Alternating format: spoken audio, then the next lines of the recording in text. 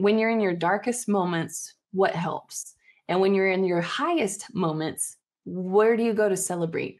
And pay attention to who it is.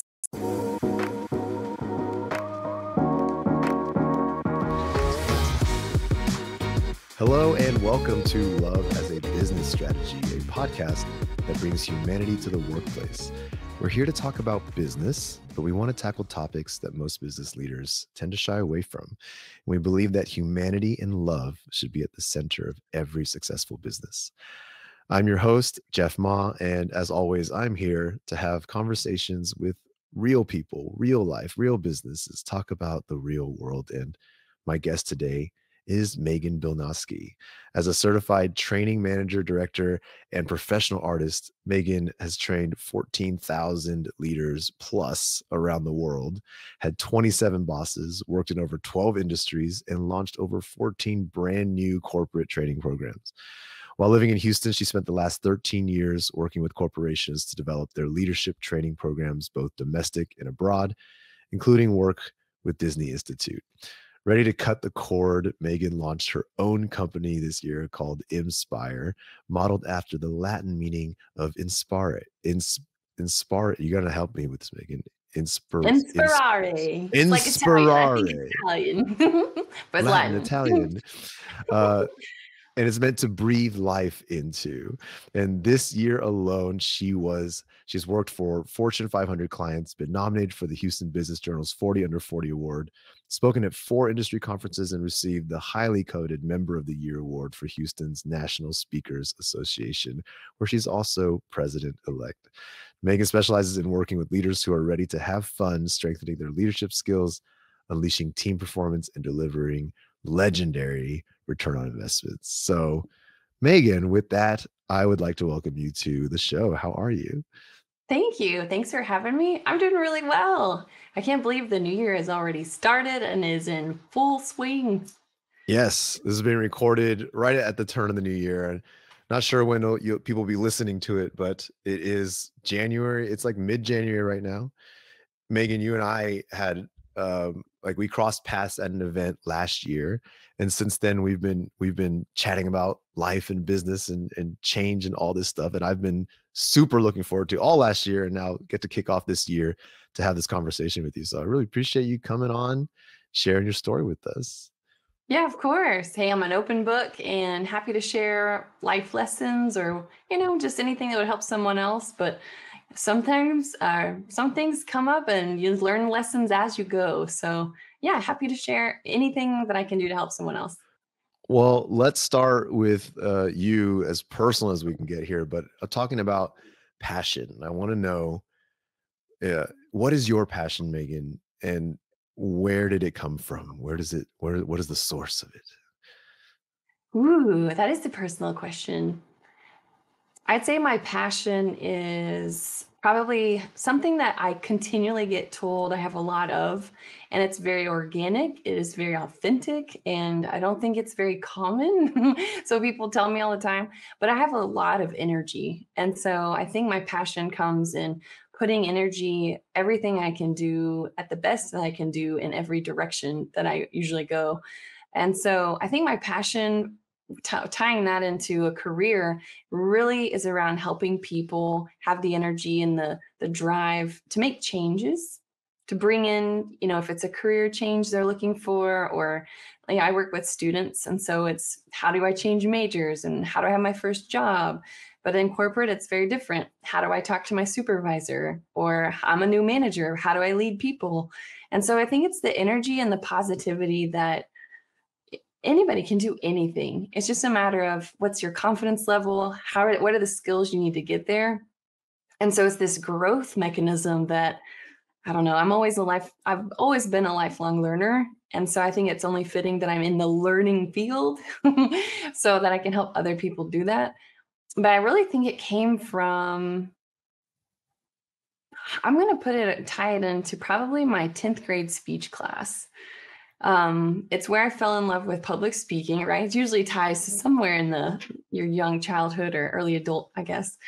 And there was a speech class that everybody had to take. And the assignment was that you had to create a mask and do a mask presentation, since we all wear the masks, throughout our life. And so instead of one mask, I thought, I don't just have one. So instead, I looked up on the internet how to create a cube. And it was a 1 foot by 1 foot that I cut out of cardboard paper and made into an actual cube, and 3-dimensional. And each side of the cube, there's 6 sides, had different masks on there. And so I did my talk in the class. And I kind of thought, I don't know if this is going to get a good grade or a bad, because I kind of didn't follow directions, but I kind of did. Anyway, they loved it. And my teacher gave me a very high score. The presentation went well. And that's where I fell in love with being myself, with energy, creative ideas, and then helping people see a different path than you probably originally thought. And I think that's what you need to do if you're going through and learning about something new or figuring out your career. I think it all comes with, sometimes you need a new perspective. And so I think it tied into 10th grade. I love that. And I'm really glad you said that, because in my time of knowing you, every time I talk to you, you'll be mentioning all these, like, in my opinion, super stressful, like, changes and like hurdles that you're facing. And you're telling me with like this big smile on your face. And you're like at the end of the talks, you're like, I'm off to go handle all this. And I'm just like, I'm stressed. I'm tired just thinking about the stuff that you have to do. And I'm glad you said that, because it fits you perfectly from what I know. But I also think I want to dive into a little bit, because it feels like, to me at least, we are currently living in a world where, energy and patience is at like an all-time low for a lot of things. People are tired, sick and tired of so many things, and finding like that motivation and that inspiration and that why for so many people seems to be, again, just from my perspective, harder and harder for people to find that positivity or that energy. Do you see it that way? Do you see the world facing that like I do? Or correct me, please. Show me another mask here, or another side of the cube to this equation. You did with that. Look at you. Um, I think that the world is going through a lot of shifting since COVID. I think we've all seen that with virtual work, with the great tsunami of turnover. I think the industries, are changing. Working world is different. And so I think people are looking for their inspiration. I think there's been, and still probably is, a reevaluation of priorities in our life. Just yesterday, I was on LinkedIn and I saw one of my connections talking about how she reevaluated her life, needed a change, and had to balance, do I want this choice or that choice, or personal life? And so I think the inspiration comes for different people in different ways. And I think that's a key piece too of, figuring that out of, what am I supposed to be doing? What is my direction? I think they tie closely together. So without the purpose, and without, or to tie it to your earlier question about passion, without those two things, it could kind of feel like a compass that's just spinning and you're not sure where to go. And I think that gets tiring, especially when what you're wanting and desire isn't coming into fruition for you. And it takes energy that you've got to sustain. And I know quite a few people looking for jobs now, and that takes some time. It takes energy. It's not energizing when you're applying online over and over. And so I think it's case by case is what I would say. For myself, since you mentioned that's true to form, since we've met several times and chatted since the conference we met at. I think for me, I think it's a long time ago, in one of my first professional jobs, I was reading a bunch of articles, trying to figure out an answer to the question my boss was always asking me. Megan, at the top of your resume, what is your professional summary? What are you here to do? And I was right out of school, right out of college. And I said, I don't know what you're talking about. I'm here to do this job. What do I need a professional summary for?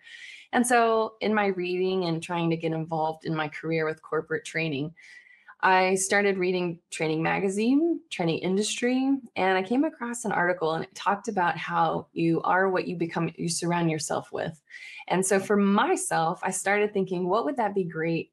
what do I want long term? Not that I wanted to change anything, but I started collecting quotes. And so in that office, I actually had a quote wall that started about the size of a bulletin board. And then people in the office, I encouraged them to come and add quotes to it. So it became this working thing of good vibes and good energy. And then it became so big, I had expanded it to the entire wall, and people would just stick sticky notes all over the wall. And so, gosh, that was 12 years ago. And so it's this mindset I always thought was just a place I wanted to be. And so I surrounded myself with people like that. I surrounded it with just collecting quotes, and because I like the perspectives. So I think it's case by case to answer your question. And I also think it's sometimes a slow process. If it's, being excited every day, it's not always hard, because, or it's not always easy. Life gets hard. So how do you bounce back from that? And what do you have surrounding you? Mm. Putting you on the spot, what's your favorite quote? Ooh, I'm going to go with the one right over there on my office shelf. Easy. Live the life of your dreams by Oprah. Live the Hmm. life of your dreams by Oprah. And to me, I Simple. think it's full of hope, and it's like mystical, and it's also a challenge. And I love the word your dreams, because there's one thing I've learned as a business owner: most people are not going to understand your direction, why you're doing it. It's just not into their, they just don't get it. So if you're looking for validation, sometimes you'll find it, sometimes you won't, but it's your dream for a reason. And it's a calling because you're supposed to pursue it. Love it. Yeah. I knew you'd have one handy. I was like, Oh, yeah. Oh, here's another one. I like this one too. You can't spread happiness without getting it's happiness is like jam. You can't spread a little without getting some on yourself. well, I beg to differ. I'm very cautious with my jam spreading. Okay. You have gloves on. So shifting into kind of like your realm of kind of experience and expertise. I know you're in training, you're um, dealing with people all the time.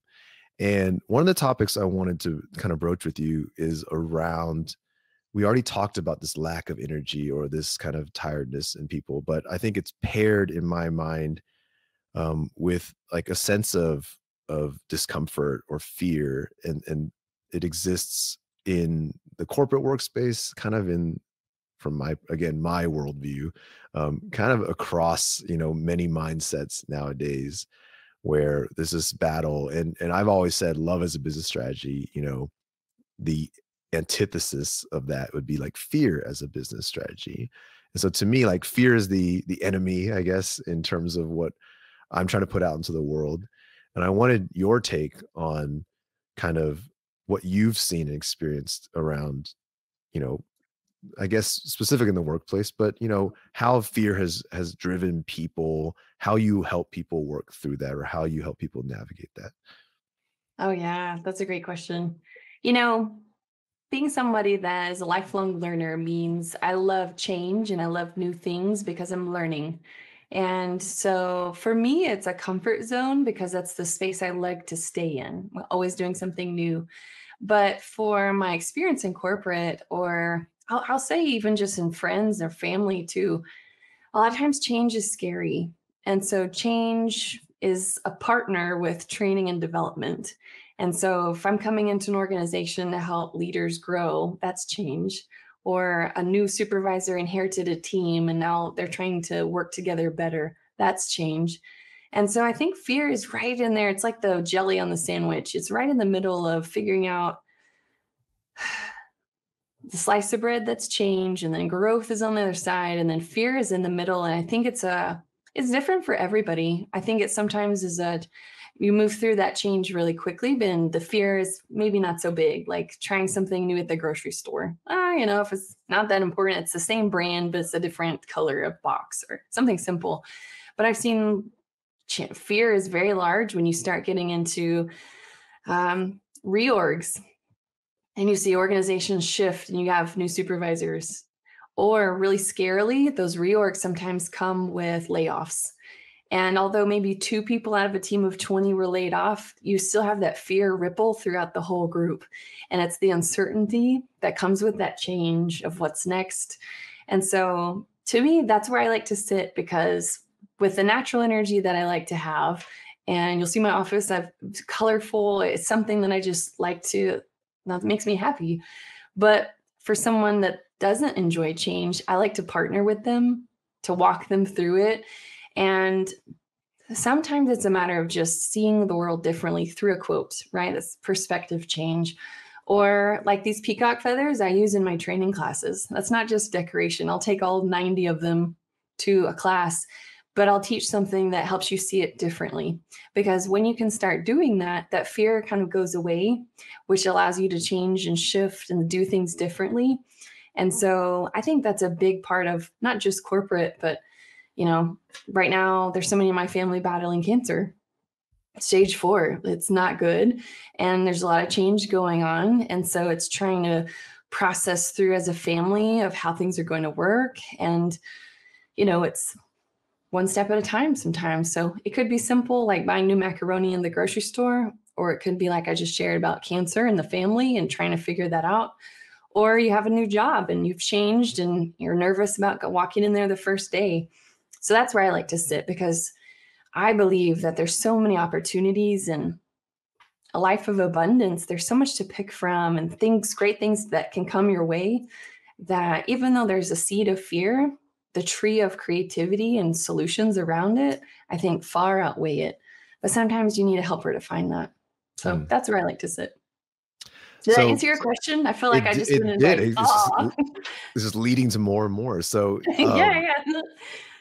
so when you talk about this uncertainty of change and this fear that comes along with it, this discomfort really that we get into when we're facing that unknown, um, can you talk a little bit more about, is it to lean into that feeling?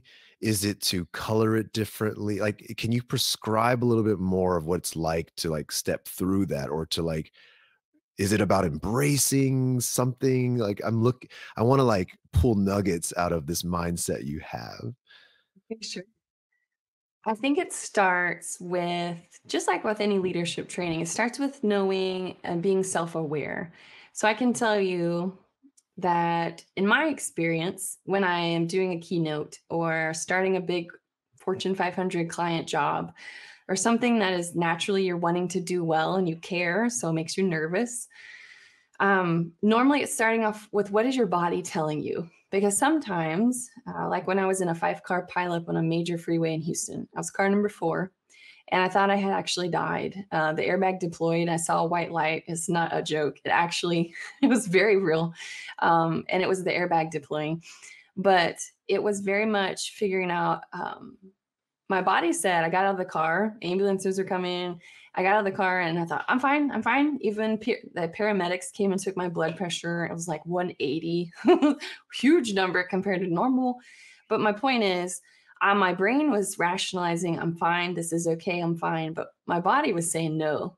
I had where the airbag had deployed, it had hit my arm. I still have a scar right here. It was a secondary burn from when it popped out so fast.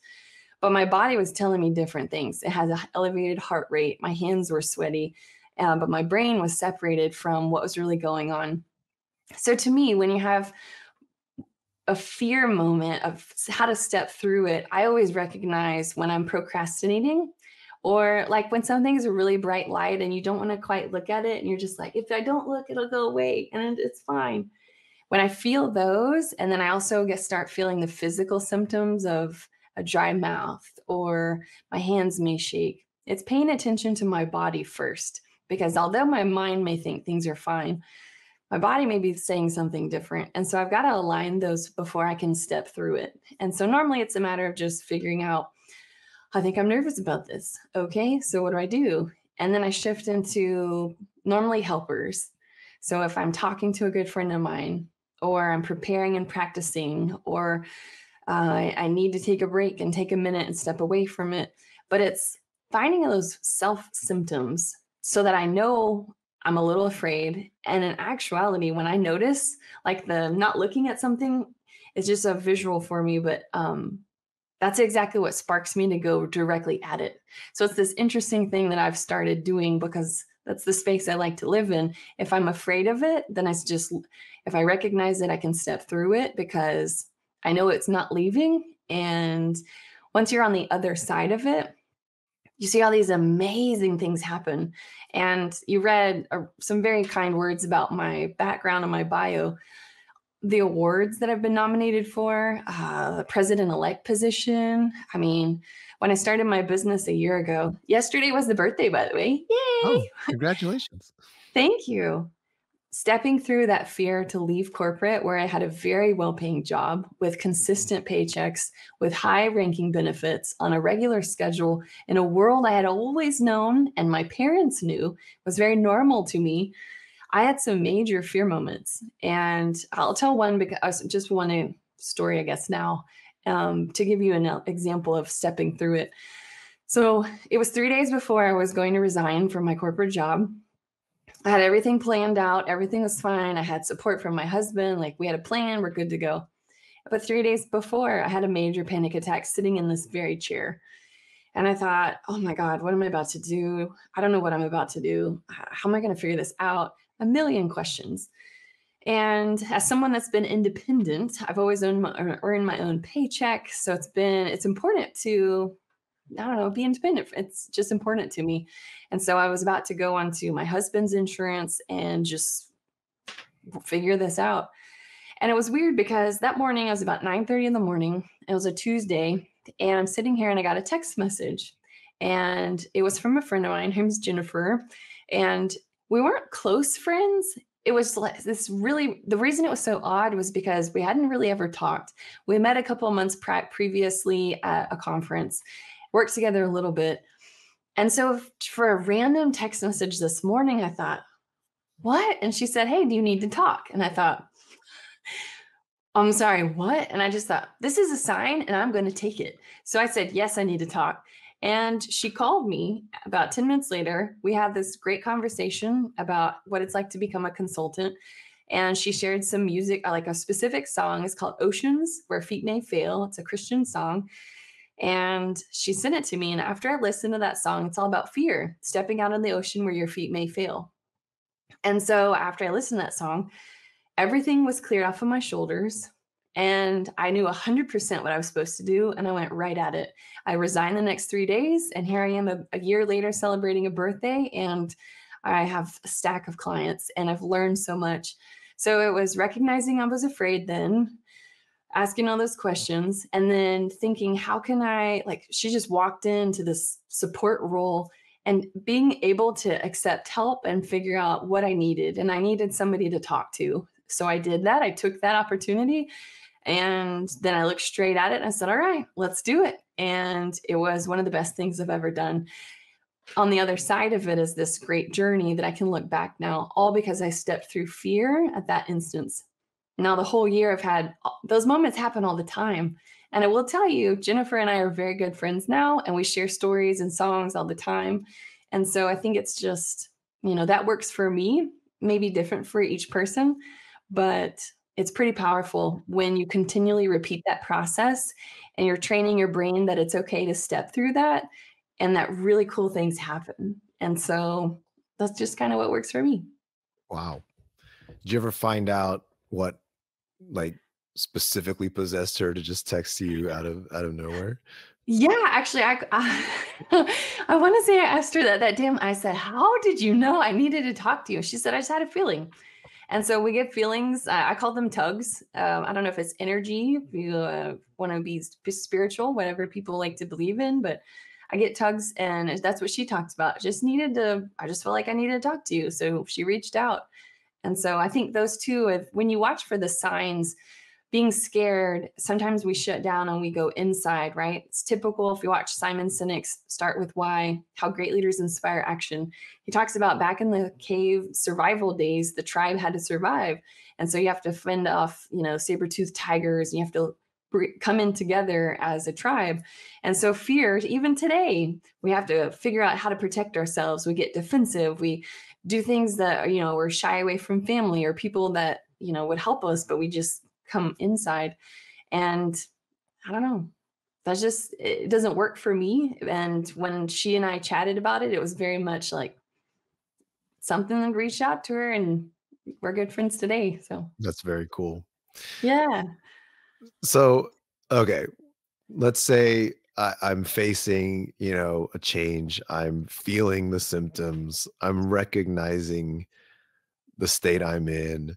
So the fear is here, and I'm staring it right down the barrel. Like what can you do specifically this way? I mean, maybe a friend can, reach out to a friend. You've talked about talking it through and facing it in that way. Is there anything else that you can kind of guide people through? Like, I feel like many of us face many versions of this constantly in our lives, personal, professional, whatever.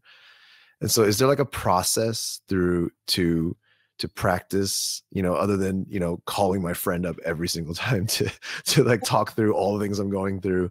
But like, is there something that I can practice specifically as a regular thing to kind of reframe this fear a little better so I can, I understand you're saying there's this greatness on the other side. Is that enough to pull people through the hard parts?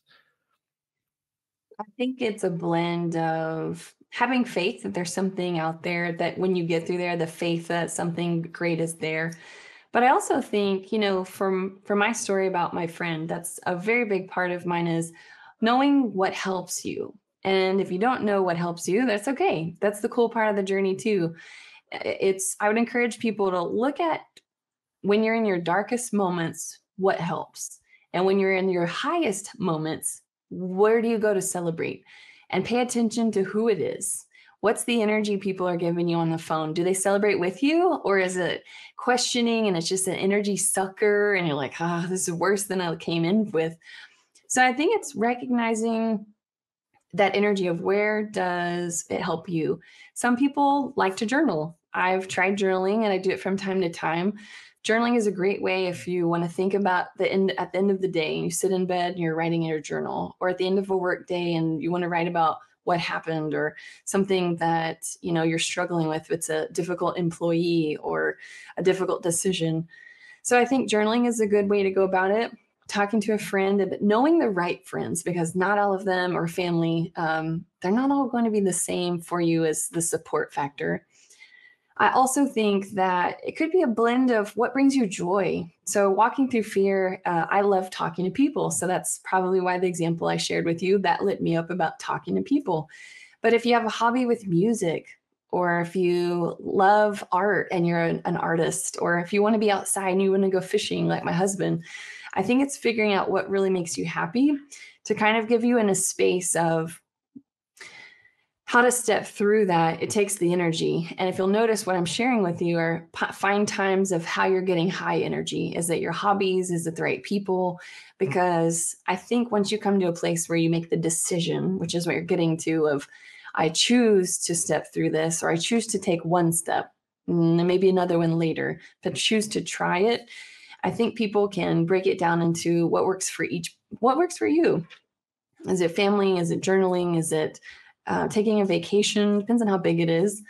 Or sometimes, is it a counselor? Is it a coach? Is it a therapist? Is it, so anyway, it could be a lot of different things, I think. But stepping through fear, obviously it's based on how big is the decision, or how big is the item that you're trying to walk through. For example, I work with coachees all the time about stepping through their leadership challenges. Well, sometimes you need to brainstorm with someone, or an unbiased opinion to say, okay, what else can we try? Or what is our goal here? So I think find the helpers is what I would say. Phase one is the physical self-awareness to understand where you're at. Phase two is where are the helpers? And is that a hobby, a person, an experience? But I think that's a key piece too. And here's another one. Training for leadership. So I've done Brene Brown's program, Dare to Lead. So I've attended that training. And in there, it talks a lot about rumbling with vulnerability. And so you've got to look at it and you've got to rumble. You've got to know your values, know who you are, and then step into it. And so I think those values too help you have a compass of, what do I do next? Like, what do I do? Where do I go? And the good part is, I don't think you always know what your values are. I think life helps you figure those out. And so if people are sitting there thinking, I don't know my values, or that's silly, I don't need to figure that out, I know who I am. Well, stepping through fear sometimes is understanding and having the fortitude of, I know what I'm like, values. Integrity is my number one. So if I know integrity is very important, great story here. Are you ready, Jeff? Because this is one of my favorites. Buckling up. Okay.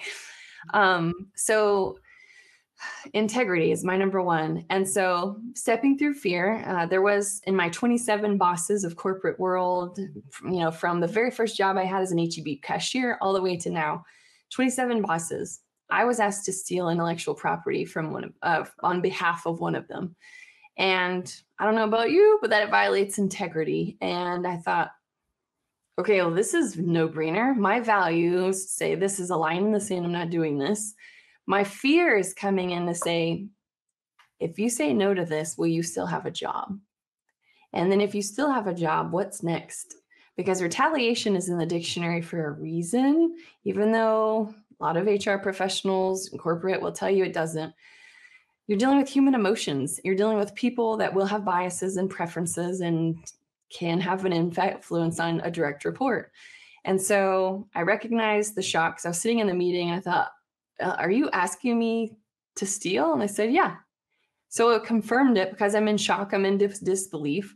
And then I didn't want to assume anything. So I asked blatantly, is this what I'm supposed to be doing? And then when it crossed that integrity line, to me, it was very easy to know what I had to do or what it was in line with me. But I was hard because I knew different things would happen afterwards. And so when I said, I'm not on board with that, I don't steal, we're either going to make it internally ourselves or pay for it. We're not stealing it. And I'll tell you, that was a difficult conversation, but I've never looked back and ever regretted it because I knew who I was and I rumbled with it. And I said, okay. And actually, that is the moment that sent me on the different parts of my career that put me exactly where I am today. So I love that was a key moment. It was very difficult. It was uncomfortable. And it was full of fear because I was much less experienced and to know what was in the world and how things would work. And then the great things on the other side was I actually left that job and went and did another job and went a whole nother direction in training and development. So I think that, yeah, it comes in different levels, but I think that values could be another one. I love it. Well, Megan, I have taken a lot from this conversation. I know I have many things that I want to go probably journal about, to be honest, but I really appreciate the time you've taken today to share your story, share your perspective, share your energy for sure. Last fill in the blank question for you. The most important thing for me to show up as my whole authentic self at work is blank. Oh, lack of judgment. I think being judged is a direct creativity killer. And so for someone that likes change and sees possibility and wants to bring energy and let me show you a peacock feather, but I want you to be open-minded to try it because there's a real strategic lesson, but you're thinking differently. But to sit and be critically judged before any of that can happen, I think will be the exact opposite. You'll see me quiet, not contributing. You'll see me not being myself. So the judgment part, because that's the creativity antithesis, I think. Good answer. Yeah, thank you, Megan, for joining today. And thank you to our listeners. Hope you enjoyed this talk with Megan, and we hope you continue enjoying the podcast. So if you do, please subscribe, rate, do all the things. Check out the book, Love as a Business Strategy, if you haven't. And I really do appreciate every one of you. So with that, we hope you all have a wonderful week, and we'll see you in the next episode. Bye, everybody. Thanks for having me, and thank you for listening.